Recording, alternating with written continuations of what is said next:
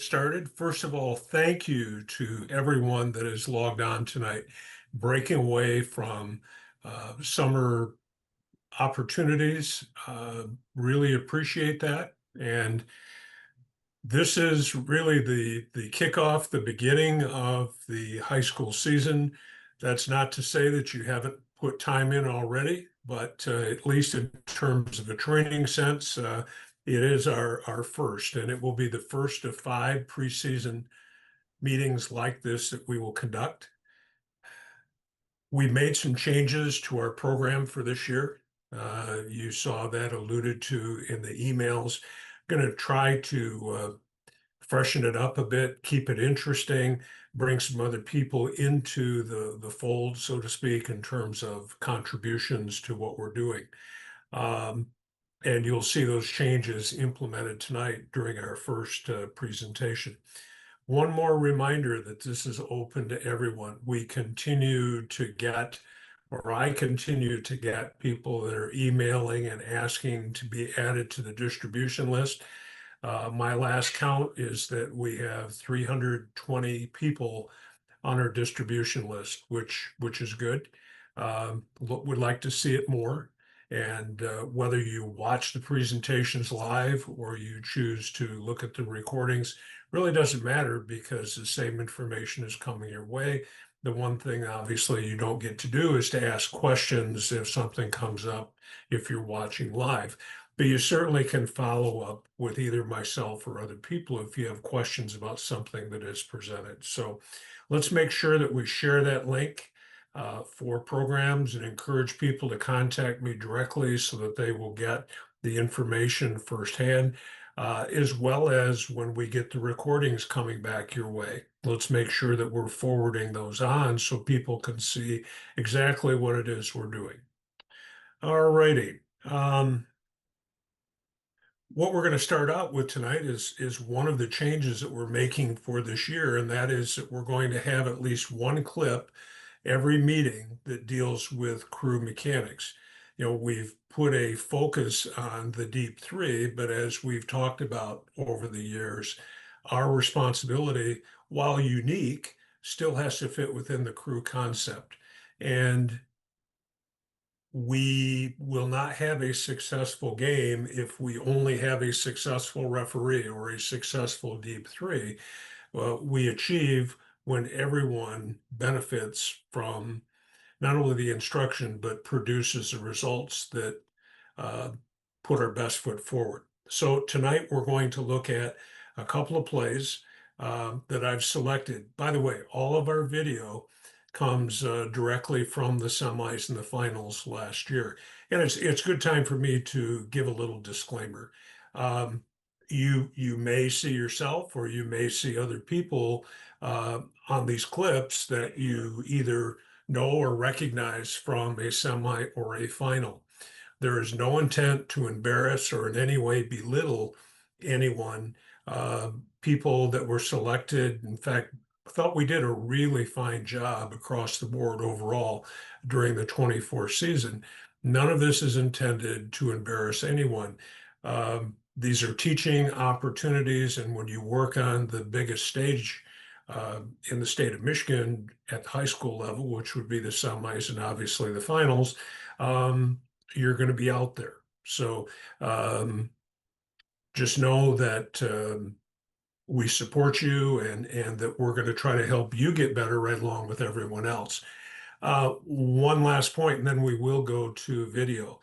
The only rule, so to speak, is that if something does come up that in any play where we could do better, uh, we need to support each other. So anyone that is criticizing or putting down, did you see Joe or did you see Fred or did you see Mary? Did you see how they messed up? That's unacceptable. And we have to do a better job of supporting one another. So that's about the only thing that can cause you to get in trouble, at least in this venue with this person. So with that being said, let's go ahead and look at a couple of clips. we're going to get this play that's going to go to the bottom of the screen. And what you're going to see is that the wide receiver, number 88, comes out and immediately is in blocking mode. All right. So we've got a couple things going on here. First of all, the question becomes, does this pass cross the line? Well, first of all, is that a catch? And I would say to you, absolutely, this is a catch, because if you remember, our guidelines for a catch is being able to do something common to the game. And as a result of catching this pass and being able to throw a backward pass would be a strong indicator that yes, this is a catch and then a backward pass. All right. So then the next question becomes, does this pass cross the line? Because clearly we have OPI action by the wide receiver. But then if we continue on, you can see that the wide receiver loses his leverage and as a result grabs onto defender number 13, which prevents number 13 from potentially making a play at the sideline. All right, so the teaching point here is that there could be more than one flag down. And probably if there's going to be more than one flag, it would come from the deep wing at the bottom of the screen, potentially one of the flags coming from the back judge, particularly the potential of OPI. But now let's say for the sake of discussion that we do have two flags down. We'll take that situation first. All right, so the first thing that needs to happen here is that the short wing must anticipate. He's going to see that flag coming in there, I would hope, and is probably thinking, all right, because he's going to realize that the pass was pretty close to the line of scrimmage. All right, now we use as an officiating standard that a pass has crossed the line when it is at least 1 yard beyond the line. It's discernibly beyond the line, which is usually thought to be a yard. All right. So the short wing should be anticipating that there may be a question coming from the deep wing relative to where the pass was touched. And by the way, it's touched, not possessed. All right.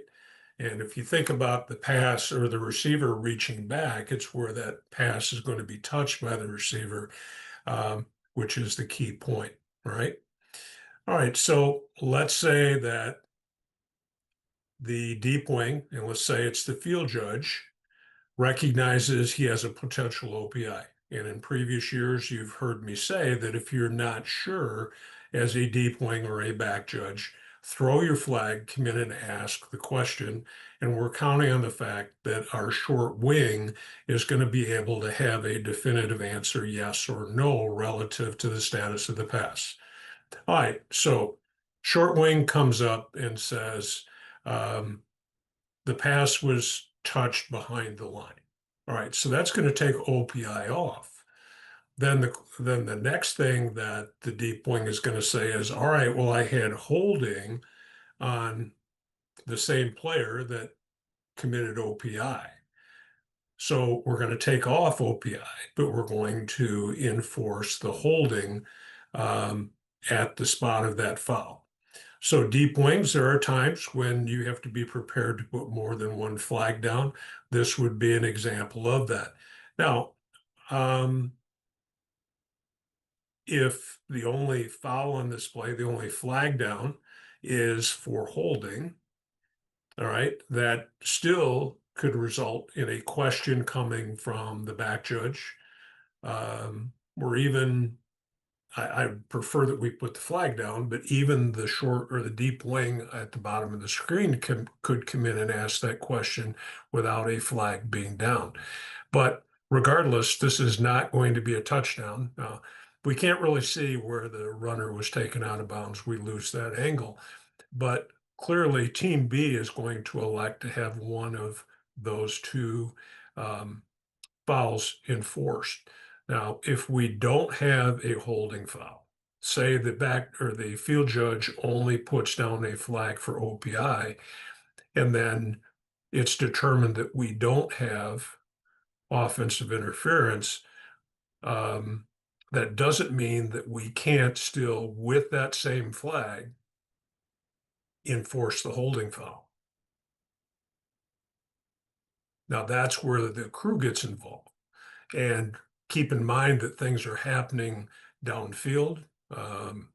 So this is a place where we need to make sure that we have communication, we consider all options on the play, and that we report the information to the referee accordingly. You know, I had two flags down, one for OPI. It's been determined that the pass did not cross the line, so we're going to pick that one up, but we are going to enforce the holding by number 88. And probably the referee will say, is your flag in a good location? Which, by the way, when we get into subsequent presentations during the preseason, we're going to talk about the importance of making sure that our flags are accurate. And I'm going to show you some examples of where they weren't so we can do a better job of that. But probably the question will be, is your flag good? Because that's a spot foul. OPI, it doesn't really matter where that flag is because we have a previous spot enforcement. All right. So make sure, and if you're not directly involved in the play, say you're the umpire, you should be close enough and be listening to all of this and without interjecting yourself too quickly. It might be appropriate for you to ask some questions to make sure that we're considering all those options. Back judge, even though you don't have a flag down here, clearly you should have a clue as to what potentially could have happened. You may even have a secondary look at that action that looked like a holding foul. So you might come in and say, well, are you considering a holding by number 88 at the 10-yard line? So we can handle a lot of things if we're willing to come in and calmly discuss things and make sure that we consider all of the options available. Okay. All right. Now this is a 2-point conversion. Hold the video for just a minute.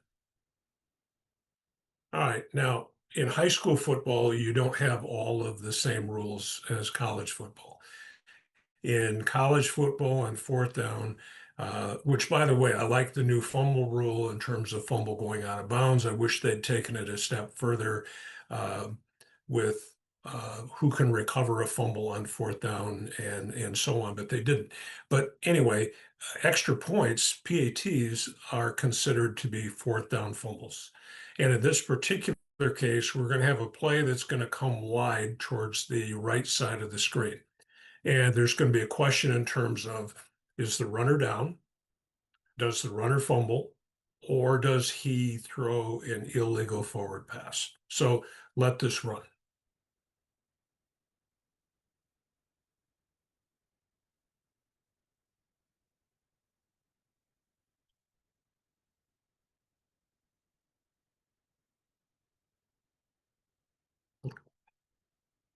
Let it continue to go.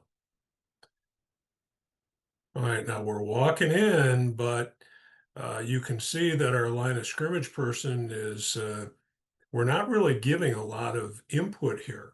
You know, we need to slow his world down, all right? Because his wheels are probably burning in terms of what just happened there. So let's come in, let's have some conversation with our short wing and say, you know, what did you have? All right. Um, is there a possibility that either he was down or this ball comes out? So there clearly is question in terms of, is the runner down prior to the ball coming out? And if not, does he recognize that he's not going to be able to make the goal line and conveniently allow the ball to come out and then have it recovered by a teammate?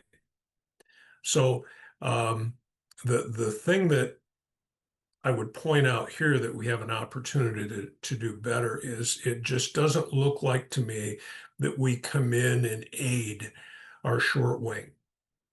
Okay, we got to let the play finish. I agree that, we can't come rushing in too quickly. Okay, and again, not to criticize anyone in particular, but back judge isn't moving. The deep wing comes in kind of soft.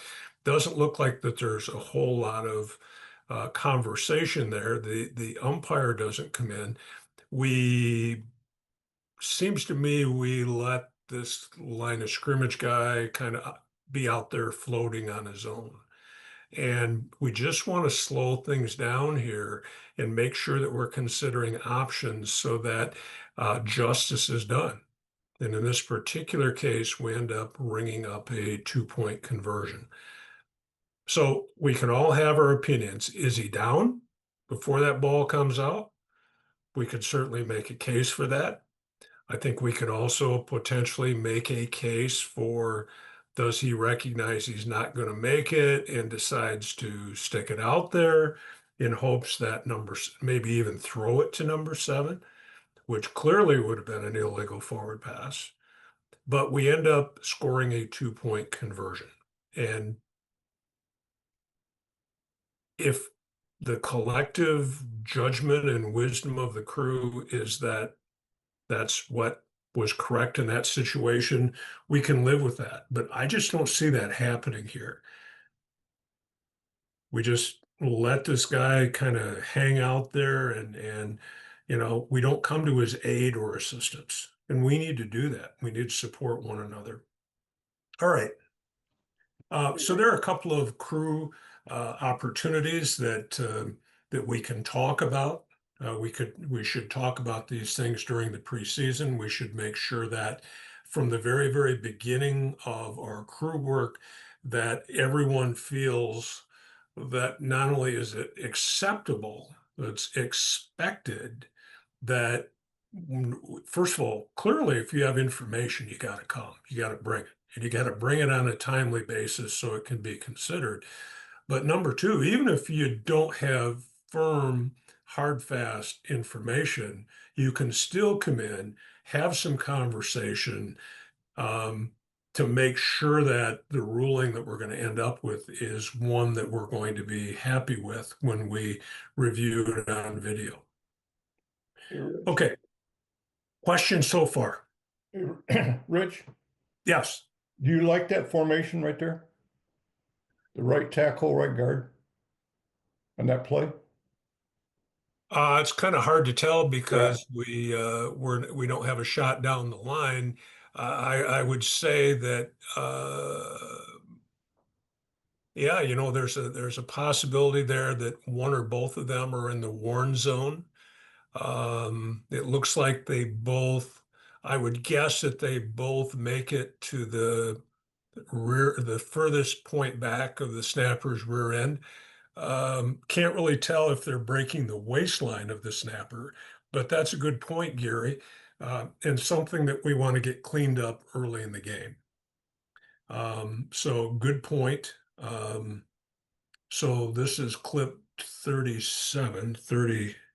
Yeah, I believe it's 37. So we played for a while, and what we want to do is to try to clean up formations in the first offensive series for both teams. Let them know that we are paying attention and we're going to hold them to the correct standard. Good point. Thank you. Any other comments? All right, let's jump ahead now. I'd like to introduce our presenter tonight. Christian Bender is a person that's been a part of our study group for a couple of years now and has worked high school football primarily in the Flint area.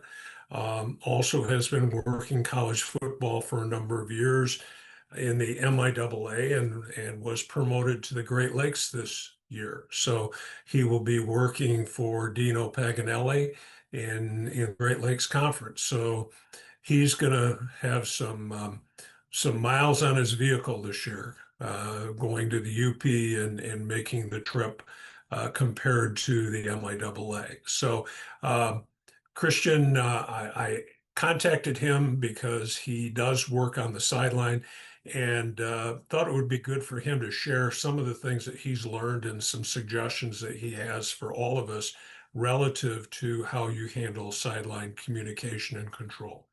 So, Christian, congratulations on your promotion to the Great Lakes, and we're looking forward to your presentation. Thanks so much, Rich, and glad to be a part of it. And just want to thank all you guys for being here. It's Monday in July, so it shows that you care about the game of football and helping the kids and the game grow to be what it can be. I'm gonna go ahead and share my screen here real quick. Alrighty, so as Rich said, he asked me to present on sideline communication. I'm a line of scrimmage official for high school and a deep wing field judge in the Great Lakes. So we'll go ahead and talk about some sideline communication and get started here. So I'll start with two disclaimers here. One, that we all work in different conferences. So different if a supervisor asks you to or tells you to do something, it's probably best to listen to he or she so that you keep the games that you have. And then two, that these are tips and tricks that have worked for me, so they may work for you. They may not as well. So feel free to implement as many of these as you can. If not, that's fine too. So what's our objective tonight? We got three different objectives. One is to know about the different types of sideline communication. Two is to learn about how we can officially communicate during the dead ball action. And then three is to implement strategies to ensure a smooth game flow and to keep the game moving. So there are three different types of sideline communication with the players and coaches, with sideline personnel such as the chain crew and the media, and with the rest of our officiating crew. Almost always, the first two specifically need to occur during the dead ball action. There'll be a few instances where communicating with our officiating crew, as Rich mentioned earlier, during possible OPI, DPI, you may talk to them live ball, but that'll be few and far between. So the first one, communicating with players and coaches. It is absolutely necessary to interact with both players and coaches. I know some of us can tend to be timid, and coaches like to yell, so we don't always like to interact with them, but it is absolutely necessary to do so. And the best way to do that is to introduce yourself early in the pregame. I've got early italicized there because you don't want to come up to a coach 5 minutes before the game start, shake his hand, and introduce yourself. Usually it'll catch him off guard, and you won't start off on a good foot. It's also helpful to do this because it'll show the coach that you're invested in the game, that you're working, and it also allows you to build a rapport with him should a crazy situation happen later in the game, that you can go to that coach and lean on the relationship that you've built prior to the game. So it's also important to spend equal amounts of time with both head coaches at any level, whether you work at the NFL, Division 1, 2, or 3, or in high school. Somebody's going to be paying attention to the amount of time that you're spending with each head coach. So it's important to spend equal amounts of time as best as you can with a head coach. A couple of different questions I like to ask are, do you have a get back coach or somebody that'll keep the players and yourself out of the way so that me and my sideline partner can work in the white uninterrupted? This lets us keep our full attention on what's happening on the field, so we don't have to worry about what's going on behind us or on the sideline.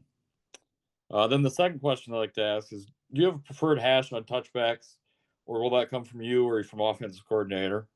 And this just helps get the ball in. So once we get the ball in after a free kick specifically, you want to put the ball in position 1, 2, or 3, 4, or 5. It keeps the game running. It's also a great time to give the coach your ratings card because they're not typically as hot as they may be if you were to give them to them, say, in the first quarter and breaking the action there. So great time to introduce the coach and give them your ratings card. And then secondly, it's important to talk to the players in the pregame as well, and specifically watch what they do. So if you're a deep wing, it's important to talk to the defensive backs and the receivers. See if a defensive back is playing inside or outside leverage. See if he's very handsy, you can try to talk him out of fouls early in pregame so that he doesn't commit those fouls in the game. And then if you're line of scrimmage, you can talk to the receivers and the offensive lineman about maybe moving the offensive lineman up on the line so you don't have to warn them later in the game for an illegal formation. And then if you're a back judge, it's also important to talk to the punt returners so they know what to give for for a valid fair catch signal. They can also talk to the defensive backs and receivers as well, to learn what they do inside before the game. So a great point that I've heard at many camps and clinics, and I think I've even heard Rich talk about it before. That's comparing treating the coach like it's your business partner. So it's important to bring the coach information anytime you have it, whether that's the smallest thing like a player needing to be moved up on the line, or a coach or a player that's talking a little smack talk prematurely. You need to. It's great to bring the coach information anytime you can have it. The next is standing next to the head coach whenever you're not directly involved in penalty administration. So we have a play that goes the opposite side of the field. You see a flag down. It's best just to go down to the coach, stand next to him. You don't have to even say anything necessarily. Just have your headset in, your radio, have that in, so you're ready to give him an option to say, Coach, we've got holding on your team. We're going to back him up 10 yards, and it's going to be second down. So that way he knows, and then you can get ahead of it. So it's best to give the information to him. You can be brief. You don't have to say a lot of words. And then there's going to be times when he's going to have a question for you, and the best thing is just to say, Coach, I understand what you're saying. Let me check into it. I'll get back to you. And then lastly, is to be the liaison between the head coach and the white hat. The last thing most of us want is that we don't want the white hat coming over to our sideline unless it is a very bad situation. We typically should be able to handle any problem that occurs on the sideline on our own or with our sideline partner. With that being said, coaches are going to explode on you occasionally. It's going to happen. As you see Coach Saban and SEC official Ken Williamson there. Coach Saban's giving him the business right now. And as you see, Ken's just doing the best he can to diffuse it. And that's arms behind his back, not yelling, and not raising the temperature at all. The last thing we want to do is do anything to raise the temperature. So we never want to match the coach's intensity when it comes to a discussion like this. Then communicating with the players. It's great to use our voice to talk the players out of fouls during the game. Great job, guys. Roll off. Make sure there's no dead ball action there. Watch your hands is another frequent one where you're watching for holding, defensive pass interference, hands to the face, things like that.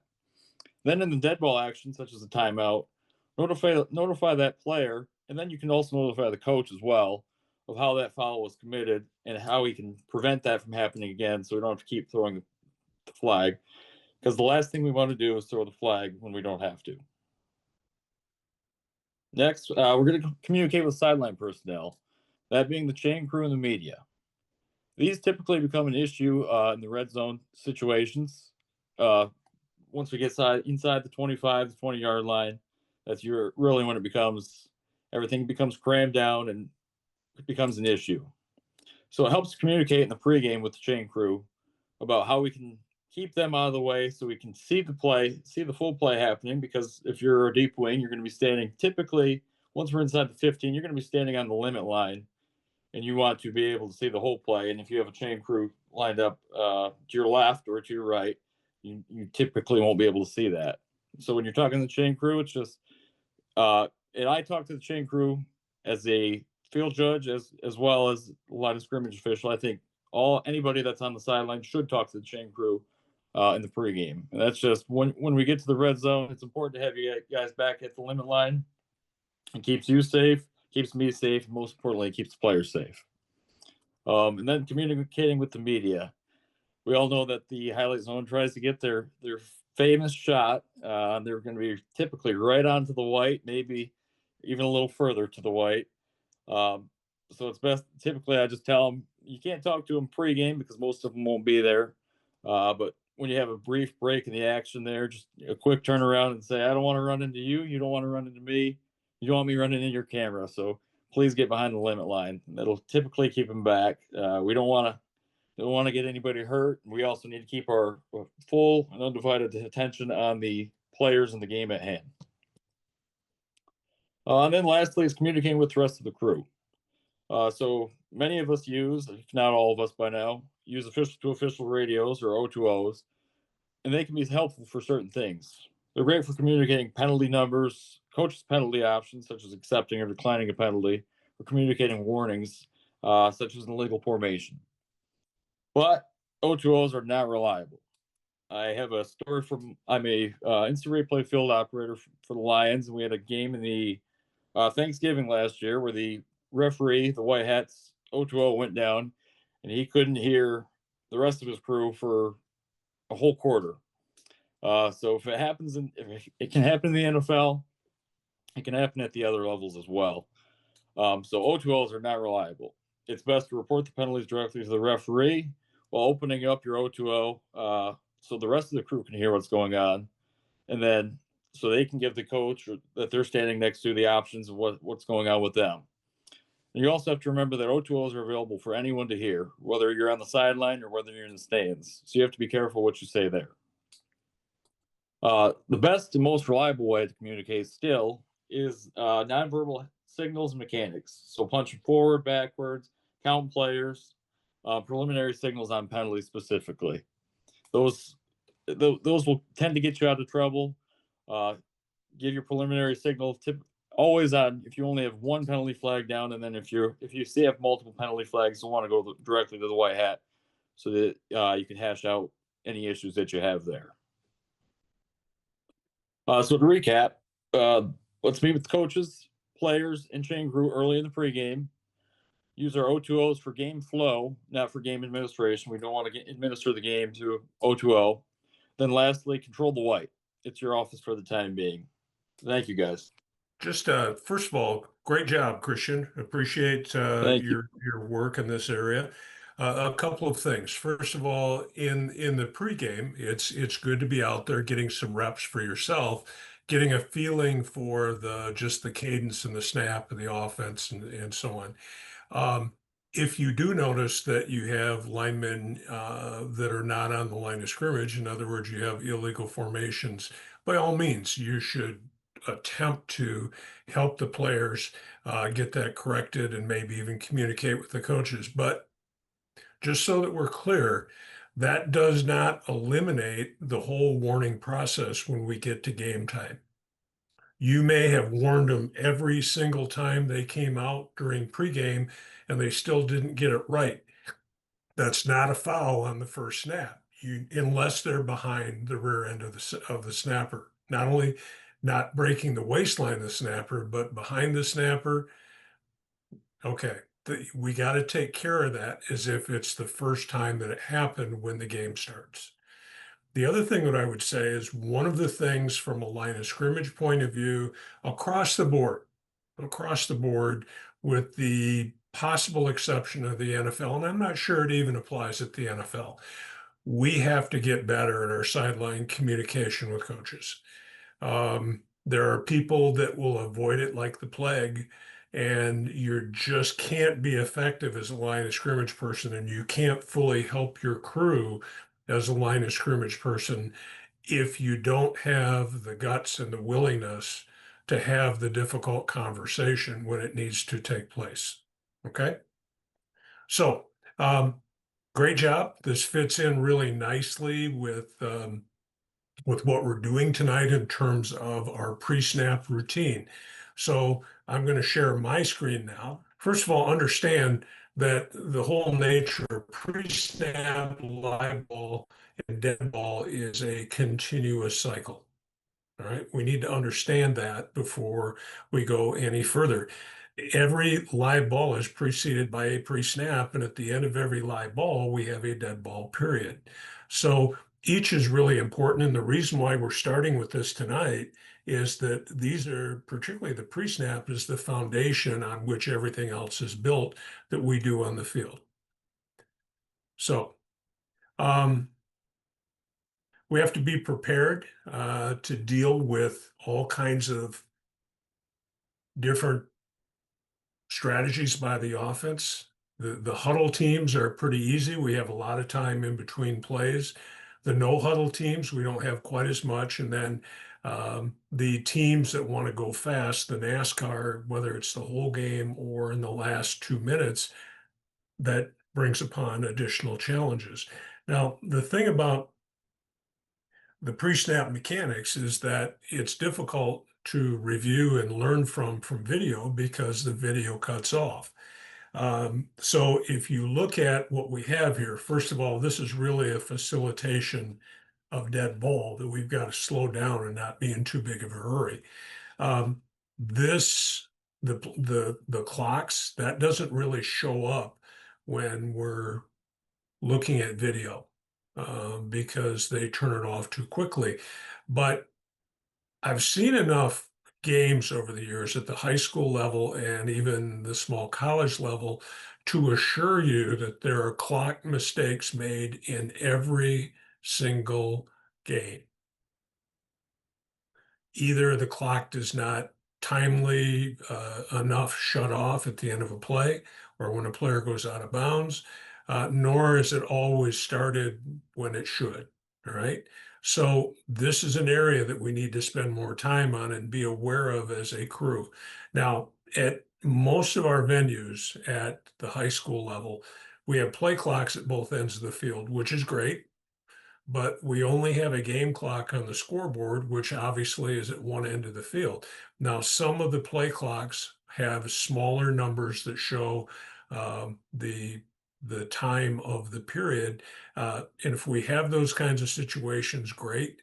But when we only have one clock, then obviously, if the deep three have their backs to the scoreboard, when we're going in that particular direction, we need the support of the referee to make sure that the clock is being started and stopped correctly.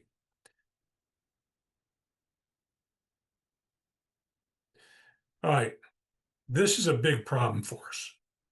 We are in way too big of a hurry to get a new ball or to get the ball from the runner that goes down. Most of the time, if we're just patient, the runner will run the ball into the hash mark and hand it to the umpire. So we don't need to come charging in there, give me the ball, give me the ball, give me the ball. They will take care of it most of the time on their own. The goal is that we want the ball in the umpire's hands, not necessarily on the turf, but prepared to be spotted somewhere between 28 and 32 seconds.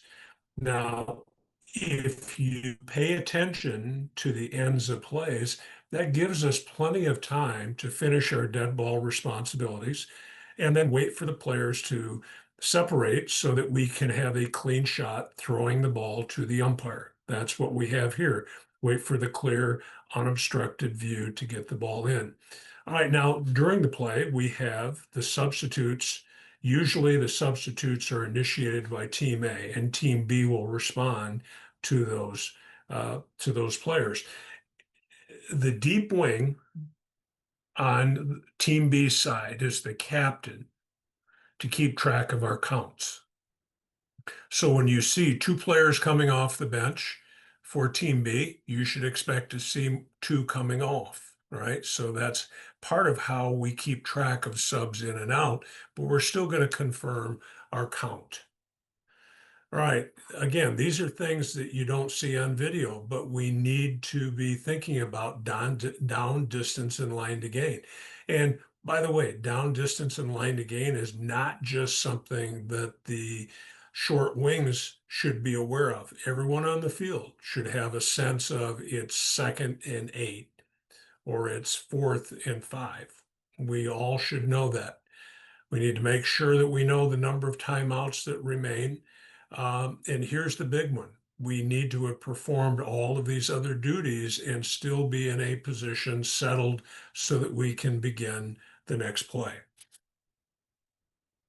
All right, so what we're going to look at are some examples of things that we need to be aware of. Now, this first clip, I'll save you the trouble of counting. There are 12 Team B players on the field. Now, that illustrates the point we just talked about. So the deep wing at the bottom of the screen should have been aware of Um, Two came off, three came on. But all three of the deeps, both the deep wings and the back judge, should be confirming the number of Team B players on the field. And if you have the benefit of O2O, you should be talking with each other. I got 12. Do you have 12? Anybody leaving? All those sorts of things. And you should be doing so in a very calm voice, not all nervous and screeching and using a loud voice, we need to be composed on something like this. Now, Mark Ewell has said that he wants this to be a dead ball foul, that we don't wait for the snap to occur. So at the high school level, if 12 players are in formation and the snap is imminent, we're going to shut this down and enforce an illegal formation. And you can see that Team A actually snaps the ball.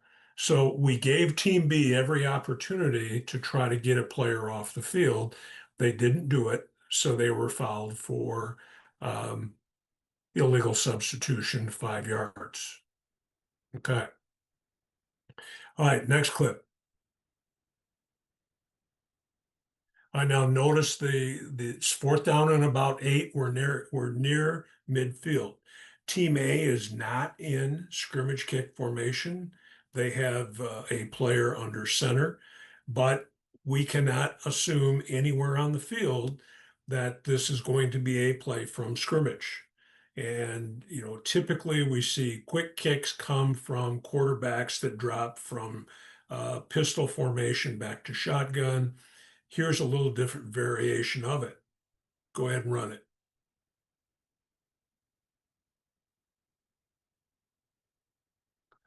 Running back takes the snap and executes a short or a quick kick. Now, this can't be a surprise. Whether it's with O2O or as Christian talked about, our nonverbal communication, we need to make sure that everyone on the field, umpire, deeps, short wings, everyone is aware that there is the potential of something other than a scrimmage kick, uh, and or that a play from scrimmage. So, and again, not to pick on anyone, but notice that the deep wing at the top of the screen is extremely slow in reacting. Once that kick it was made clear that we had a kick, then we need to have a sense of urgency to get back as close to the goal line as possible to assist the back judge. Now, in this particular case, the back judge is right on the end line where he needs to be, and the kick does not challenge the goal line pylon. But now put that out there another 7 or 8 yards where the question becomes, does this kick go out of bounds before it reaches the pylon, or does it hit the pylon, or does it hit untouched on the goal line before it goes out of bounds, et cetera, et cetera, et cetera. All of those things that are possible down there. We are not in position to make that sort of a ruling. We need to handle our business so that we're back there to make those difficult decisions when they come along. All right. But the big thing here is it appears we're surprised that this ends up being a scrimmage kick, and we can't be. All right, next clip.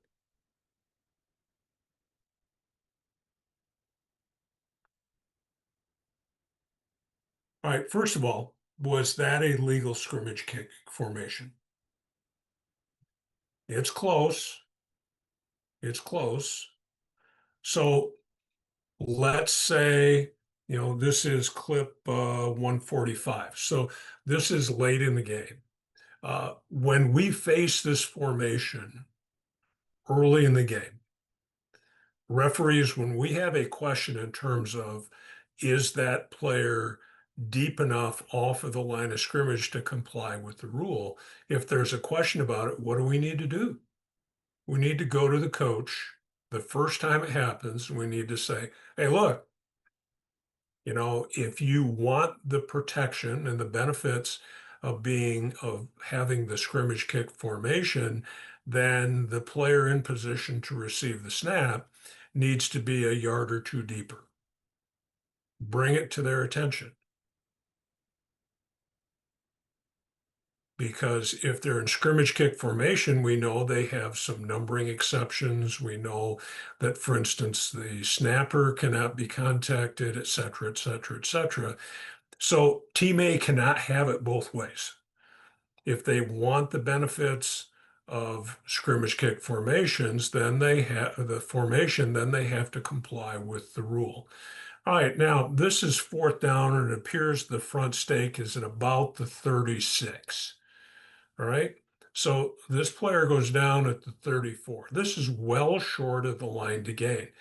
What should happen on 4th down when team A does not make the line to gain? Pretty simple. This is a dead ball. Clock stops. Ball goes over on downs. We are tardy at best in terms of killing this. Now, this is a responsibility of the short wing at the bottom of the screen. And ideally, we would want him to make this decision because the play ends up facing him. It's in clearly his area of the field. But if we don't get that from him or her, then short wing at the top of the screen, by all means, shut it down. Just don't be too big a hurry, and make sure that you know you've got leather with the player down, that it's not loose. Okay. But when we talk in terms of down and distance and knowing what they are and where the line to gain is, here's the perfect example of why we need to do that. All right, next clip. Hey, Rich, we had a question. Okay. On this one here, someone wants to know, are we going to alert the coach that they have 12 men on the field or 12 players on the field? Sure, that's good preventative officiating. And I wouldn't say, coach, you got 12. I would say, coach, count your players. Coach, count your players. But other than that, no, if they don't have that figured out at any point during the season, let alone the state finals, not sure we're going to be able to help them a whole lot. All right, thank Good you. point and good question. Sure, anytime we can be preventative, by all means do so. All right, so clearly this is a legal scrimmage kick formation. Now, what we're going to get is at the top of the screen, we're going to get a fake punt. And it's going to be the pass, or the backward pass, went to the up back. And he threw a pass, but watch the wide receiver at the very top of the screen.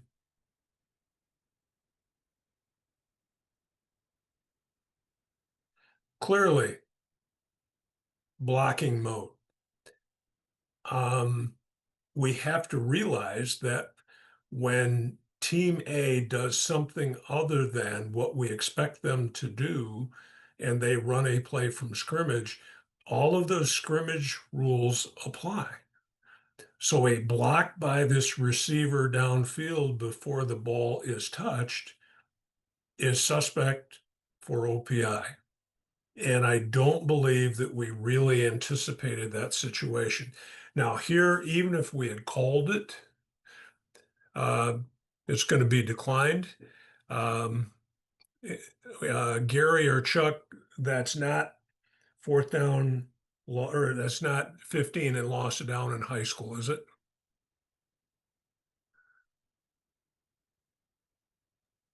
That's correct, Rich. Right. All right. So they're going to decline this, and they're going to take the result of the play, which is an incomplete pass. But now put this within the context of this is a completed pass. We need to know for sure that this play was executed legally, and that the block by the wide receiver was either simultaneous to or after the ball is touched by his teammate. All right. And it doesn't appear to me that we were really ready for that. We probably got lucky here. All right, next clip. You see, that's all part of our pre-snap routine. We can't presume that, oh, this is going to be a kick. Oh, okay. Oh, that was a play from scrimmage. Well, what just happened there? No, we have to be able to transition from one to the other. And the only way we can do that is to be thinking about what may occur in a given situation. All right, next clip. Hey, Rich, who should have thrown that flag?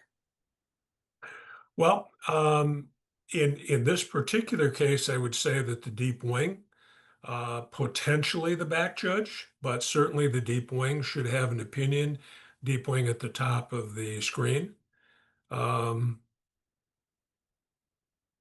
does that answer your question? It does. Thank you. You're welcome. Hey, Rich, I got a question on this one too for you. So let's say the pass ends up going to number 3 over here down around the logo instead Yep. of up top. Would you still want a flag thrown for OPI for the action happening up top? No, it's in the opposite third of the field, and this is information that we would cover at a later time, hopefully before we start the season. But you can see that number 3 is on the other side of the field. We typically want a flag down for sure. What's it when action like that is within the same third, potentially on the same side or half of the field. But here, if that ball goes to number 3, who is standing at the 45-yard line, we wouldn't trouble by throwing a flag because clearly there's no advantage gained at that side of the field compared to if the block occurred over here at the bottom of the screen. Thank you. Good question. All right. This is the reason. Okay, this involves formation. All right. Now, the reason why the offense puts in goofy formations and runs motion is to attempt to confuse the defense. They can't confuse us. They may confuse Team B, but we cannot be confused. Now, in this formation, you can see that we have, looks like 4 receivers to the bottom of the screen from the middle of the field out. All right. Now, I can't really tell whether 27 is covering up number 88. Can't tell for sure. But, we won't trouble on that for right now. But the point here is in a tight bunch like that, the back judge in particular has to be prepared to wait for the players to separate before we determine keys, as well as the short wing at the bottom of the screen. We have to watch them all until they start going to different segments of the field, and then we're going to separate them based on where they go. Like people that would go to the deep outside would likely be picked up by the deep wing and potentially the back judge at the bottom of the screen. Players that flare out towards the sideline would be the responsibility of the short wing. That's why we've gotten away from saying this is your key, and we've talked about initial responsibility. Now, in this particular case, go ahead and run it. It's a running play. So now what we're doing is we're really refereeing the point of attack. But we have to talk about these kinds of formations and how we're going to handle them. And hopefully our scouting will show us that a team has the capability of running a play like this. And furthermore, this clip happened in the first half. So maybe at the end of the quarter, the deep 3 get together. Maybe the back judge, the short wing, and the deep wing get together and talk about what happened on a given play. Certainly at halftime, we would talk about this so that we're prepared to deal with it in the second half. All right, so running play, no harm, no foul. All right, now go to the next clip. This is an unusual formation. You got an upright tight end at the top of the screen. You got a motion coming from the wide side of the field, and you've got 2 running backs. Right, we don't see that real often, but Team A obviously has intent to deceive Team B, which is their responsibility and certainly their legal right. But now watch what happens here, and we don't get it.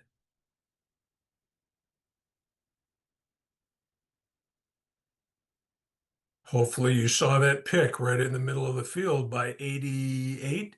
And he immediately turns around to see if he's got laundry coming his way, whether there's a yellow flag coming in his direction, because he's picked off the player that was supposed to guard the player that's coming underneath, and this pass is completed. So that running back comes out, the linebacker has him, number 88, cuts off the linebacker, clearly seeks him out, gains an advantage, and now the pass goes to number 7. Now we don't make the line to gain, but nonetheless, an advantage has been gained by Team A. Now, who should see this action? Well, obviously, in the middle of the field, the back judge's eyes should come to that. But the key is recognizing that when you have people that come from the middle of the field and they turn back to the inside, they're coming back with a purpose. They're either coming back because they're trying to get inside the linebackers to catch a pass themselves, or they're attempting to rub against the linebacker for a teammate. So back judge certainly should have an opinion on this to see it, but so should the short wing. If you look at where this guy comes from, he comes around and kaboom, that's the first back on his side of the field. So we have an opportunity, and potentially the deep wing at the top of the screen, at the very least at the end of the play, should come in and say, hey, what happened in the middle of the field? And if we have to put down a late flag because we are able to piece together that we have a foul, then a late flag is better than no flag. Okay. That's why we have to be alert and not get confused. Like the defense, they shouldn't either, but we know that it does happen. All right. I believe this is the last clip, 65 of this package. Rich, one quick question on this play. Yep. So let's say 88 stops short of hitting anyone, turns and shows his hands to the QB. Are we still going to flag this? Yeah, well, that's a difficult one to answer, okay? Because we typically, if a player is in position to be a receiver and they establish territorial rights first, then it becomes a responsibility then of the defensive player to go around a player, and that's kind of a basketball concept of, if I get to a spot first, I'm entitled to it. I would say any overt action by the receiver, sticks his rear end out, his shoulder, does anything at all that is unnatural to being a legitimate receiver. In that particular case, we'd want that fouled. All right, thank you. Yep. All right, this is the end of the half, right? Now, typically you're starting, and next time we'll talk about initial positions, which are somewhere between 22 and 25 for the deep wings and 25 to 27 as back judges. All right, but here we've lengthened our our cushion, our initial cushion, because we know the only line that really matters is the goal line. All right. So clearly the deep wing at the top of the screen could back up and get to the goal line well before a player could get there. All right. But that's the type of thing, game awareness, that we always have to have. And then our guidelines for our mechanics often are adjusted based on time, score, and situation. All right, so there are a few things that we need to take into consideration, primarily from a deep three perspective, but certainly implications for other positions on the field. Questions? All right, we're going to wrap up tonight with a few dead ball situations. We're not going to go through the whole litany of the plays that I had prepared because we're already at 8 o'clock, and I want to respect everyone's summertime here. and family time. So in terms of our dead ball priorities, you have the PowerPoint. The big thing, the big two things is that we have to slow down, not be in a hurry. We need to take into consideration how the play ends in terms of, is it just a standard one-on-one tackle, no muss, no fuss? If that's the case, then that's a low dead ball situation, and we're probably going to hold our positions as a deep three and keep that wide angle look for opponents coming against the grain. On the other hand, where there's multiple players in a pile, all right, that would be at least a moderate, maybe a heavy or a high dead ball situation that would require a different reaction from us. The other problem that we have previously mentioned is that we're in too big of a hurry to retrieve the ball. It's like we want to come in and take the ball from that receiver. If we'll just be a little more patient, number one, our dead ball work will be better. And number two, they may run the ball all the way into the umpire because many times that's how the kids have been trained anyway. All right, so let's start with a couple of plays here, and I've got a couple of closing comments, and we'll call it a night. All right, this first clip is number 59. Now we're going to have a run that's going to come to the bottom of the screen. All right, pretty standard stuff. There's not a lot going on there, right? It wasn't a real hard tackle. It wasn't a potential face mask. It wasn't a potential roughing out of bounds. And our deep wing comes up and wants to come into this scrum. We walk right up there, and again, it appears to me that our intent is to get the ball from the runner. Stay right back where you are at the goal line and watch those opponents. You got all those green shirts and all those white shirts that are right there within close proximity. The back judge does a good job remaining stationary.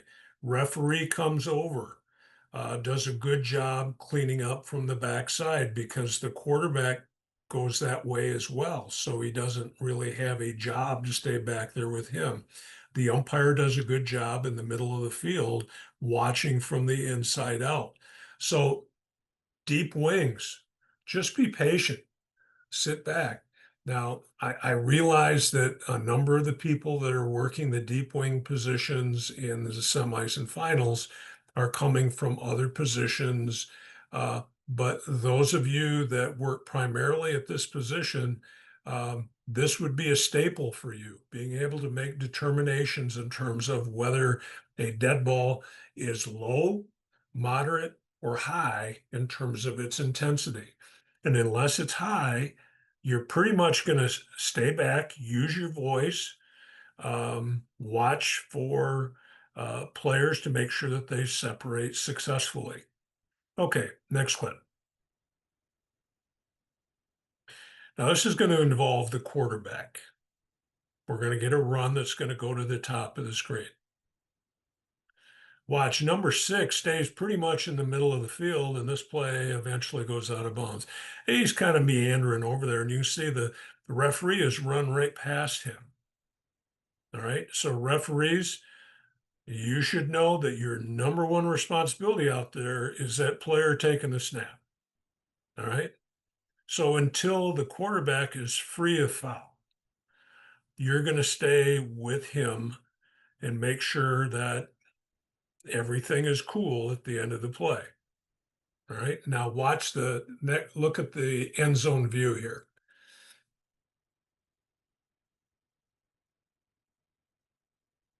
Pitch, okay. Players are chasing. Referee is clear down here. And, I thought at first that maybe he was concerned about these players going down. I don't really think so. He's already committed to running that far. Now let it run a few more frames. Now, I thought the quarterback was going to come back in. So you've got a deep wing, a short wing, an umpire, and a back judge all looking at these players over there. There's no need for you to um, come that far unless there's something specific that you're coming to deal with. All right. And then if that happens, the short ring on the opposite side of the field, if you see the referee running away from the quarterback, now you're responsible for the quarterback. Okay. All right. Next clip. On this particular play that we have coming up, the quarterback referee starts to follow him. He cuts back. Short wing does a nice job waiting for the runner to cross his face. But now look at our deep wing goes all the way over to the bleachers. Now this is into an area where there are no other players. Is the quarterback ever in peril over here?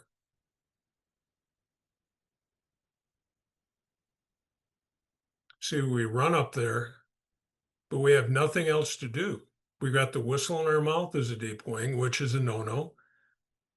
Don't put that whistle in your mouth until you got a reason where eventually you're going to blow your whistle. Think of that whistle as a hand grenade. And when you put the whistle in your mouth, you pulled the pin. That's how we have inadvertent whistles. So if you don't intend to blow that whistle or you don't think it's your responsibility to blow the whistle, then don't put the whistle in your mouth. All right, so we run up here and the ball's already been relayed and now we don't have anything to do. Better for us to stop. And let's look at the end zone view of this. Just flip to the end zone view.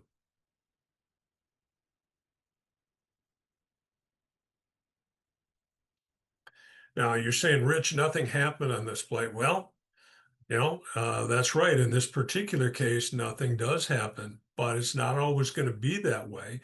And it's why we have to make sure that we are where we belong. All right. So the runner, now we do a nice job up to that point. We did a good job with our cushion. But now when we make a determination that the runner, who is also the quarterback in this play, is not at risk, stop. Don't go any further. Wait for him to come back. And then eventually we'll get the ball. Either he'll run it in and give it to the umpire, or somehow, some way we'll get the ball. All right. But we lose your eyes when you go this far out of bounds when there isn't a reason for you to be over there with your eyes. Okay. Our commitment goes to a person that is not in peril. All right, next clip. And by the way, for some reason, we don't see the referee in the screen. This is obviously a very mobile referee. We saw that on the previous play, but yet here, where he should have been chasing the quarterback, for some reason, he did not. All right, a couple more and we'll stop for tonight. All right, this is 114. All right, this play is going to go to the boundary. Now, compare and contrast the movement or lack thereof of our deep wing. Deep wing recognizes this is a low impact situation. He drops the anchor, is observing players. He's not in a big rip to come up and get the ball or relay the ball. He just kind of hangs out. Okay, we separate. You can see that the runner eventually tosses the ball to the referee. Sometimes they'll run it all the way to the hash. Now we get the relay coming from the referee. All right, next clip.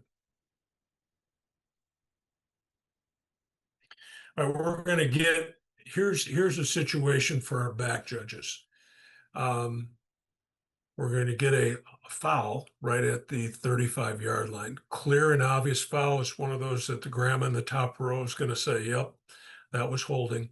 But watch how quickly our back judge wants to come up and either adjust his flag or report to the referee. We still have work to do, people. See, and you can see we've got players that come very, very close to each other in a more hotly contested game that might have been a problem for us.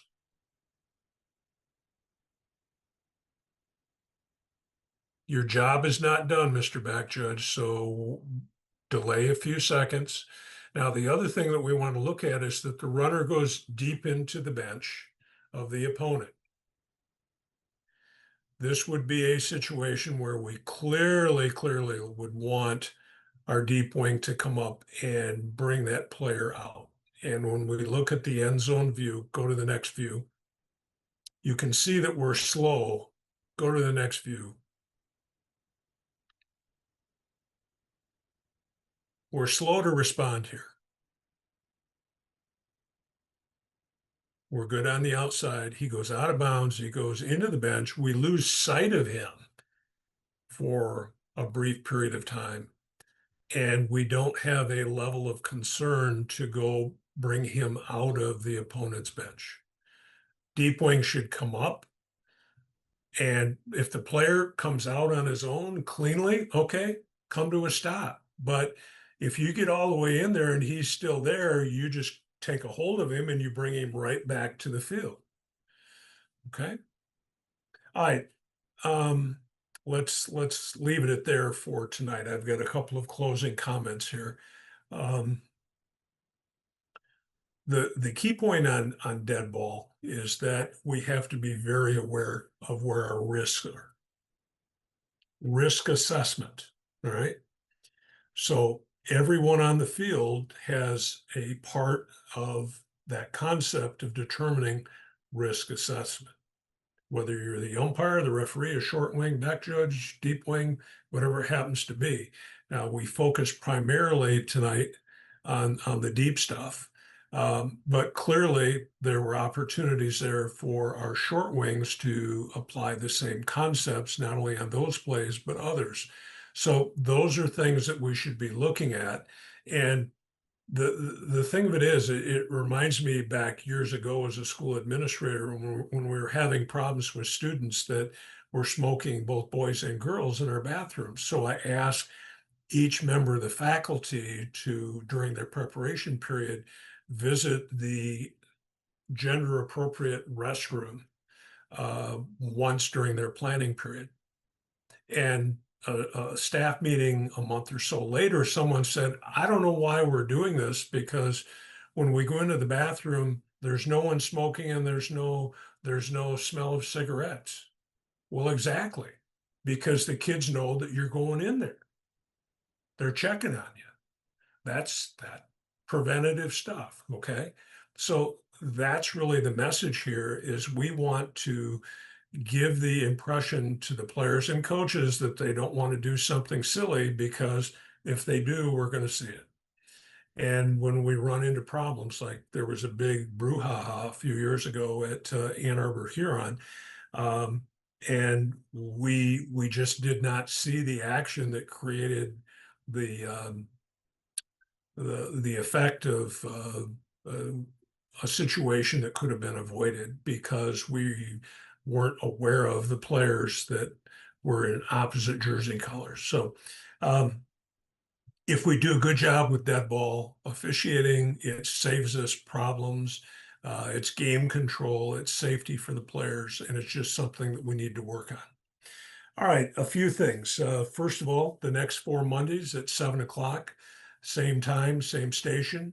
You can use the same link that you used for tonight. If you're not able to join us live, know that there will be a link that will be sent to you to a YouTube channel or page where you can view those. I want to thank Christian for his time and effort. His presentation was insightful. I'm sure everyone took an idea or two out of that presentation. So next week, we're going to talk about base mechanics. again, with the focus on the deep three, but we're also going to incorporate in how that applies to the other people on the field, as well as we're going to have at least one crew communication mechanics play to break down. And we'll also have a guest presenter yet to be determined. So, want to thank everyone for making time out of their busy schedule for tonight. We will attempt to stay close to that 60-minute window. We had a few things we had to take care of tonight that extended us a bit that we won't have to handle continuing to move forward. So we should be closer to that 60-minute plateau. And maybe Gregor can save us a little time in the recording by cutting out some things we don't need. So anyway, thanks to all, and enjoy your summer. Take care of yourself. And we'll see you next week.